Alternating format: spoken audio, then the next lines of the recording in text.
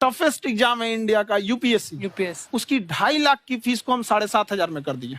और सेम बहुत बढ़िया, वेरी गुड।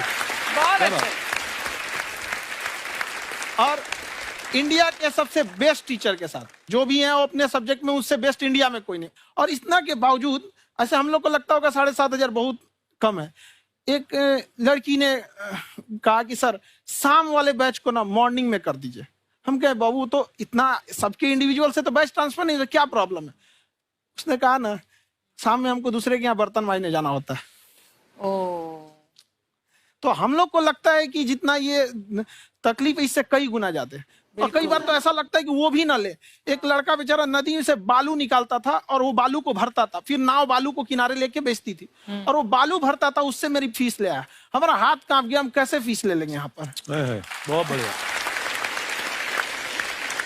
उसी दिन हमने ये प्रण लिया था कि भारत का कोई भी बच्चा उसके सफलता में पैसा उसकी बाधा नहीं बनेगी, चाहे उसको जितना भी पढ़ना रहे यहाँ पर। क्या बात। और अर्चना जी, मैं इनके बारे में एक बात, खान सर आपके बारे में मैं एक बात कहना चाहता हूँ। इनका जो स्टार्टअप है ये बूटस्ट्रैप्ड है। अच्छा। मैं साधारण भाषा में बता देता हूँ, ये सेल्फ फंडेड है। इन्होंने अभी तक किसी और से पैसा नहीं लिया है। ये इन्वेस्टर के पैसे से नहीं, इन्होंने खुद इसको बिल्ड किया है। और बल्कि इतना स्ट्रॉन्ग स्टार्टअप है ये कि मैं कहूंगा कि अगर इन्वेस्टर्स को इन्वेस्ट करना हो तो मैं इंडोर्स करता हूँ ऐसे स्टार्टअप्स को। यही सब चीजों को देखते हुए कई लोगों ने धमकी भी दिया था वहां पर। अच्छा। और उसके बाद बम चला दिए और 7-8 बम चला दिए और कुछ ब्लास्ट हुआ। एक बेचारा नया लड़का आया था एडमिशन लेने के लिए, उसकी स्कूटी उड़ा दिया। वो आया था, कहा कि सर हम तो पढ़ने आए थे, हमारा स्कूटी उड़ गया।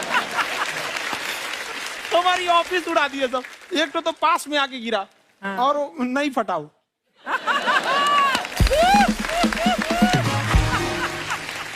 बाद में बहुत सारे लोग धमकियां दिए, लेकिन कहते हैं ना सूरज कितना भी तेज चमक ले समंदर नहीं सुखा सकता। वाह वाह वाह, क्या बात है। मैम एक्चुअली ये फीस कम करने का एक और रीजन है। 2.5 लाख 3 लाख की जो फीस में सब लोग पढ़ाई अफोर्ड नहीं कर पाते। इसलिए वो कुछ ही लोग अफोर्ड कर पाते हैं, तो उनका मेंटल लेवल तो बहुत ऊपर चला जाता है। लेकिन एक पूरे देश का मेंटल लेवल थोड़ा सा स्टेबल नहीं हो पाता। तो जब फीस कम रहेगी तो हर वो लड़का तैयारी करने के लिए आगे आएगा जिसका सपना है देश के लिए कुछ करने का। सीटें लिमिटेड हैं, उन्हें को मिलेगी, लेकिन जिन्हें नहीं मिलेगी उसे मिलेगा देश का एक जिम्मेदार नागरिक। तो इस देश को बदलना। क्या बात है। हम लोग विश्व गुरु कहे जाते थे, क्यों? क्योंकि दुनिया से लोग हमारे यहाँ पढ़ने आए थे। चाइना से ह्वेनसांग आया, फायान आया, आज कोई नहीं आता है। हम लोग का उद्देश्य एक समय आएगा जो फिर आएंगे यहाँ पढ़ने के लिए। क्या बात है।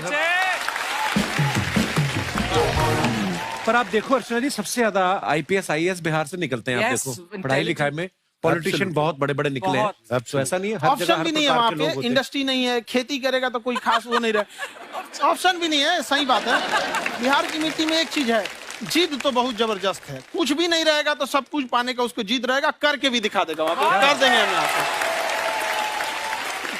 विवेक सर, आपके बारे में हमने सुना एक बार आप संन्यास लेने चले गए थे। कौन वापस लेके आया आपको? फिर कहाँ तक पहुंच गए थे आप?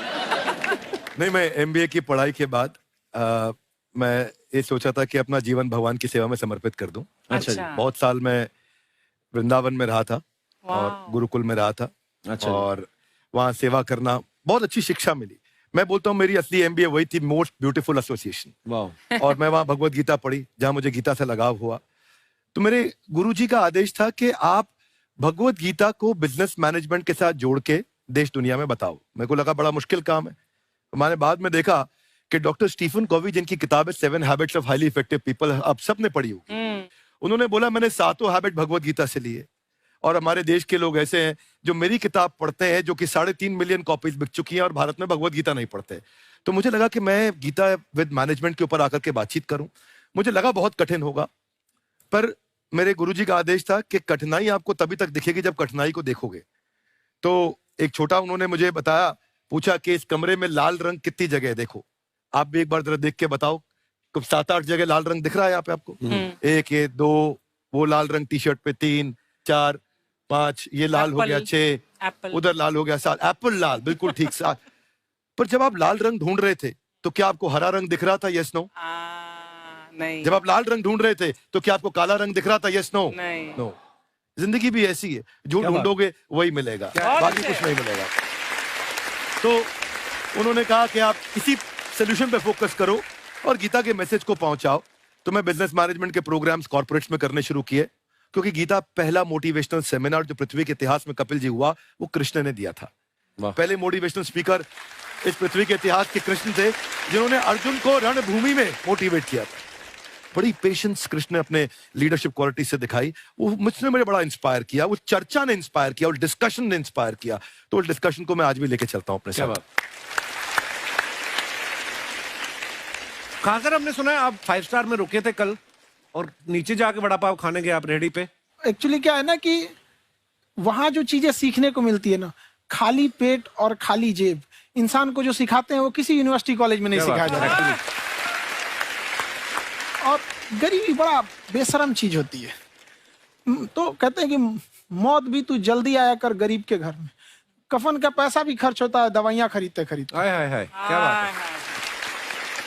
और खान सर की खासियत ये है कि जिसको तो पढ़ना है, जिसको एजुकेशन चाहिए, वो तो इनका वीडियो देखते हैं।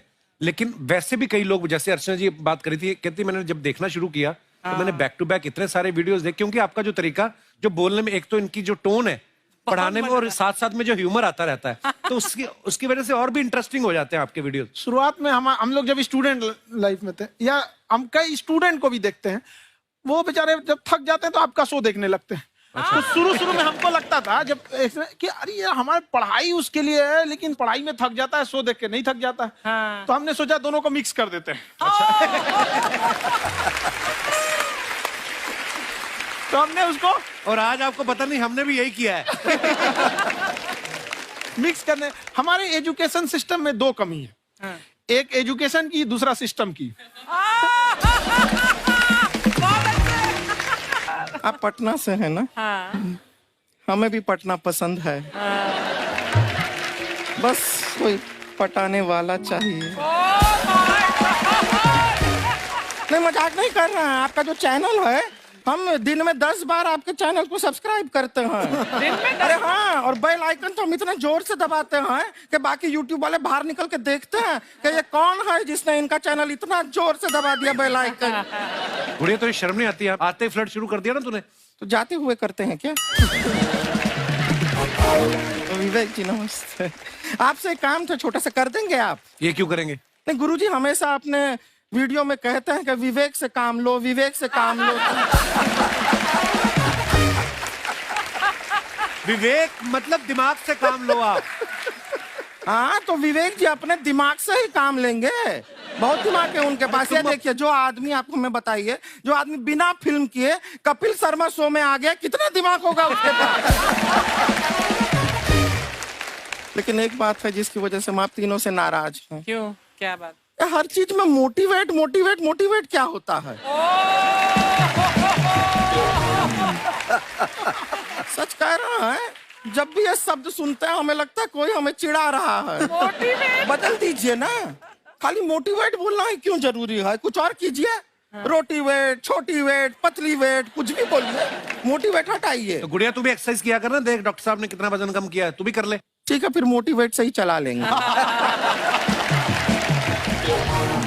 लेकिन मोटिवेशन कोई बुरा बात नहीं है। हमारे दादाजी भी वैसे बहुत मोटिवेट करते थे। हाँ, एक बार तो तालाब में डूब रहे थे हमारे दादाजी। हमारे पास रस्सी भी था, ट्यूब भी था, फिर भी हम अपने दादाजी को बचा नहीं पाए। क्यों? क्योंकि हमने उनकी ओर तिनका फेंका ना, वही कहते थे डूबते को तिनका का सहारा काफी। नहीं लगा सहारा, दादाजी बुड़बुड़ बुड़बुड़ बुड़बुड़। गुड़िया, तू क्या करने आई इधर? अरे हाँ, हम क्या करने आए हैं, एक पूछना था सर, खान सर, ये जो हमारा एक चाचा का लड़का है, उसको क्या है, थोड़ा पढ़ाई में प्रॉब्लम हो रहा है। तो 12वीं का पढ़ाई आप उसको अच्छी तरह करवा के 12वीं पास करवा देंगे आप? करवा देंगे, वेरी गुड, बात कर लेते हैं। हाँ, राम सरोवर, देखो हमारा बात हो गया है, ये 10वीं जो तुमसे नहीं दिया जा रहा है वो नहीं देना है।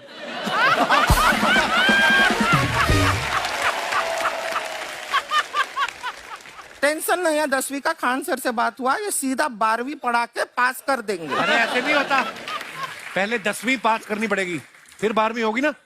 ऐसा कोई जरूरी नहीं है ये सीक्वेंस। हमारे मौसा जी थे, उनसे ना 10वीं हुई ना 12वीं हुई, अभी 3 दिन पहले सीधा उनकी 13वीं हुई। एक्चुअली क्या है, पढ़ाई लिखाई का हमको बहुत ज्यादा नॉलेज है नहीं। गांव में पढ़े हैं ना सर, स्कूल कहाँ होते थे अर्चना जी, गांव में स्कूल नहीं था, पेड़ के नीचे पढ़ते थे हम। यहाँ तक कि हमारे पास ब्लैक बोर्ड भी नहीं था। हमारे मोहल्ले की जो भैंसिया थी उसको खड़ा करके टीचर उसके ऊपर लिख के पढ़ाती थी। मजाक नहीं कर रहे हैं।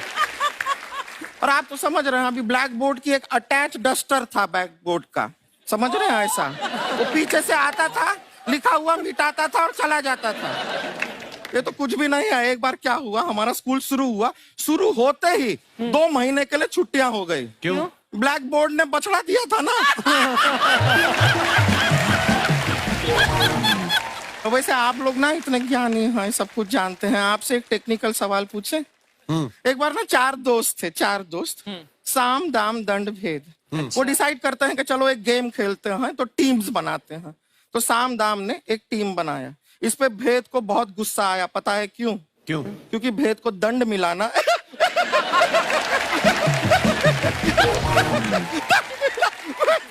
ये सिर्फ हंसती नहीं है सर, थोड़ा सा पेट्रोल पिला दो स्टार्ट भी हो जाती है।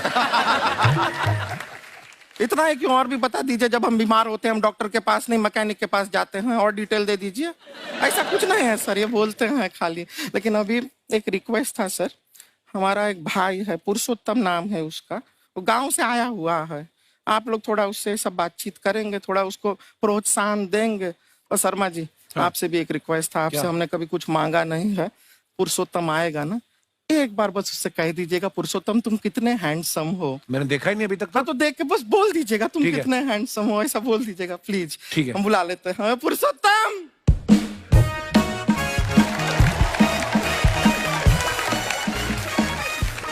ये पुरुषोत्तम है। वाह, तेरा भाई बड़ा हैंडसम है। है तो हमारे खानदान में सब हैंडसम है, ज्यादा चापलूसी करने का जरूरत नहीं है।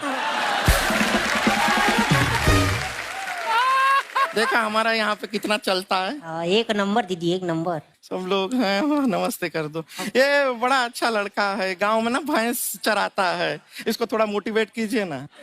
नहीं तो मतलब भैंस चराता है तो मोटिवेट करके क्या होगा, शेर चराएगा बाद में। अरे शेर चराएगा तो शेर इसको चर नहीं जाएगा।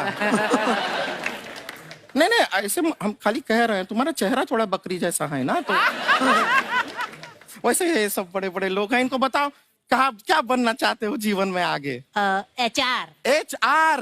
अरे वाह, देखे कोई बड़ा कंपनी में ह्यूमन रिसोर्स का काम करेगा ये। अरे HR मतलब दीदी Hrithik Roshan, tiny tin tin tiny tin tin. ना जूता पहनने का काम किया करो, जूता खाने का नहीं। काम किया है, कुछ बड़ा किया है लाइफ में? किया है ना दीदी, एक बकरी के बच्चे को बड़ा किया है। तो क्या जिराफ बना दिया बकरी के बच्चे को? अरे कुछ अलग किया है। हाँ दीदी, अलग किया है। वही बकरी का बच्चा भैंस का दूध पीने जा रहा है, तो हमने उसको अलग किया है। इससे नहीं होगा, मैं रहने दो, इधर आओ। ये देखो इतना बड़ा बड़ा लोग बैठा है, इनके सामने ऐसा बातें करोगे? इनसे मिलो, इनसे मिलो। विवेक जी तो कितना मार्केट के बारे में भी जानते हैं, मार्केट का कोई सवाल पूछो इनसे। सर परसों जो है मार्केट में हमारी साइकिल गायब हो गई, आपने देखा है क्या? हमारी साइकिल गायब हुई ना, हाँ। इसलिए दिमाग से पैदल हो तुम। पैदल समझते हो? हाँ। चलोगे? 20 कदम चलोगे? हाँ। हाँ, घूमो जरा, अभी 20 कदम चल के दिखाओ। निकलो।